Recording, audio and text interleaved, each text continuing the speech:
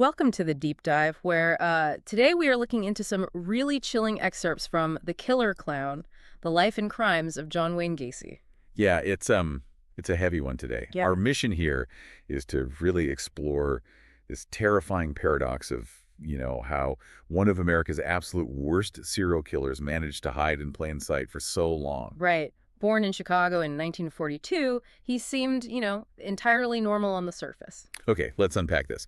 Because knowing the basic facts of the Gacy case is one thing, but actually understanding the psychological architecture of his disguise is something completely different. Yeah, and the architecture of that disguise, it relied entirely on weaponizing the American dream. He didn't just blend in, he actively positioned himself as this massive pillar of the community. Right. He built a really successful construction business, he was always hobnobbing with local politicians, and famously, he put on the Pogo the Clown makeup for charity events. Which is just, it's so unsettling. It's like a predator wearing a literal clown disguise to look harmless, right? But here's my issue with the whole narrative that society was just hopelessly blind. Okay, what do you mean? Well, he had a 1968 conviction for a sexual offense involving a teenage boy. That was on his permanent record. Yet he does some time, moves right back into Chicago society, and poof, all is forgiven. How does someone with that conviction just go back to being a trusted community pillar? If we connect this to the bigger picture, it's actually a textbook, albeit horrifying, example of cognitive dissonance. And it's fueled by the halo effect. The halo effect. Yeah, so human brains are wired to, aggressively reject information that contradicts a firmly held positive belief. Because Gacy was outwardly successful, he employed people, he threw these massive block parties. Right, people just subconsciously categorized him as a good guy. Exactly. When someone has that halo, people don't just ignore red flags. Yeah. Their brains actively rewrite those red flags Yeah. to maintain their comforting worldview. Wow. And realizing he could get away with it after 1968 clearly emboldened him. Imagine you're living in Chicago in the 1970s. You hire this guy to remodel your kitchen, completely unaware that his very success is funding his evasion. Yeah, it's terrifying. He used that construction business as a logistical trap, offering jobs to young men who would then, well, simply vanish. And the systemic failure during that escalation in the 70s is just staggering. Law enforcement back then often viewed disappearances of young men in an absolute vacuum. Like they didn't connect the dots at all. Right, they were quick to label them as runaways. Yeah. It was a huge flaw driven by the biases of the era, plus a total lack of cross-jurisdictional communication.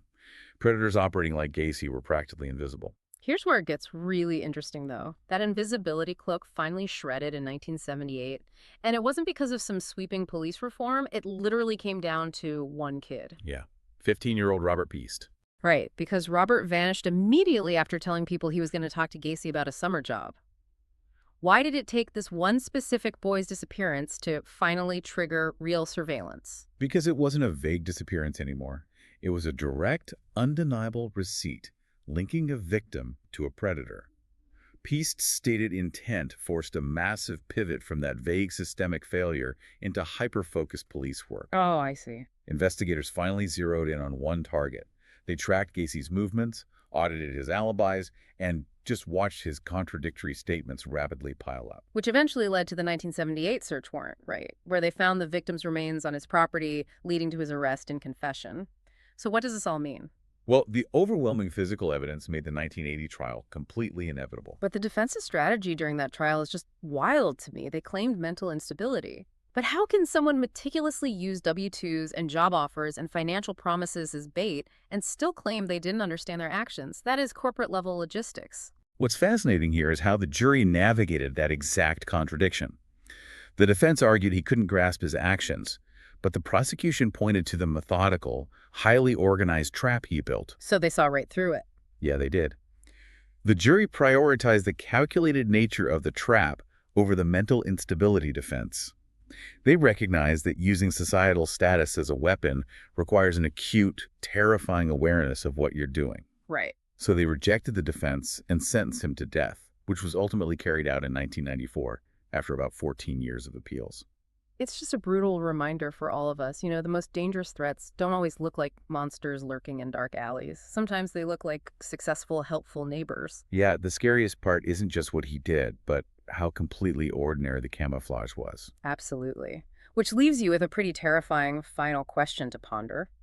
If a standard business suit and a clown costume were enough to perfectly mask a serial killer in the 1970s, what kinds of modern costumes or digital personas do dangerous individuals use to hide in plain sight today?